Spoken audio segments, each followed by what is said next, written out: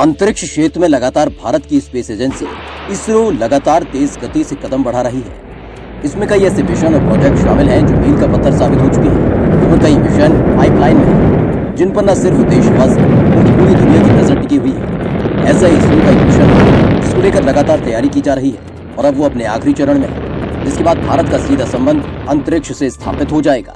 आज अपने इस वीडियो में हम इसरो के उसी खास मिशन के बारे में बताने जा रहे हैं और कितना खास है ये मिशन वो भी बताने जा रहे हैं। बस आप बने रहिए वीडियो के आखिर में। इसरो ने पूरी कर ली गगनयान मिशन की तैयारी।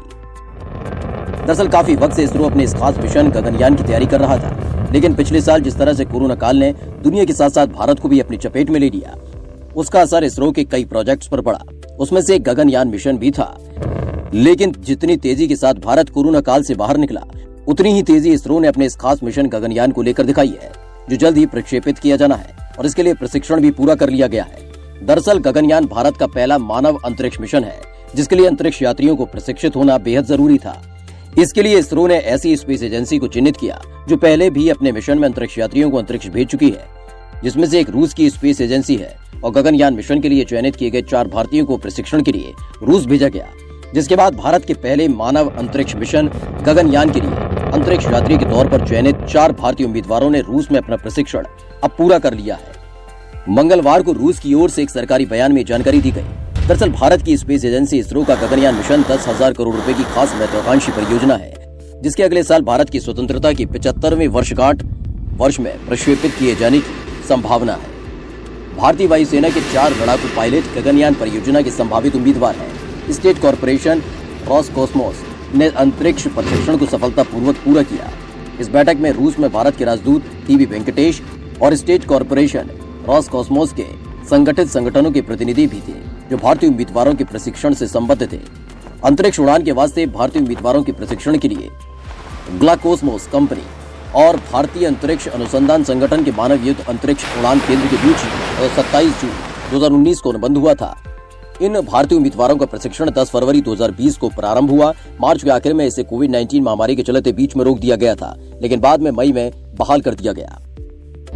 कोरोना की वजह से टल गया था गगनयान मिशन। साल 2019 के अंत से शुरू हुई कोविड-19 महामारी की वजह से दुनिया भर की आर्थिक और अन्य गतिविधियां बुरी तरह से प्रभावित हुई। इससे पहले भारतीय अंतरिक्ष अनुसंधान संगठन या इसरो गगनयान अभियान की तैयारी निर्धारित कार्यक्रम के मुताबिक कर रहा था, लेकिन साल 2020 में कोविड-19 की वजह से गगनयान के पहले चरण के प्रक्षेपण को टालना पड़ा, जो दिसंबर 2000 में होना था। कोविड-19 की वजह से गगनयान कार्यक्रम में बदलाव किया गया, लेकिन इसकी नई तारीखों की घोषणा नहीं हुई थी। बजट में इसी साल वित्त मंत्री ने घोषणा करते हुए बताया था कि इसी साल दिसंबर में गगनयान की पहली मानव रहित उड़ान भरी जाएगी। कि इस अभियान के लिए सरकार कितनी गंभीर है।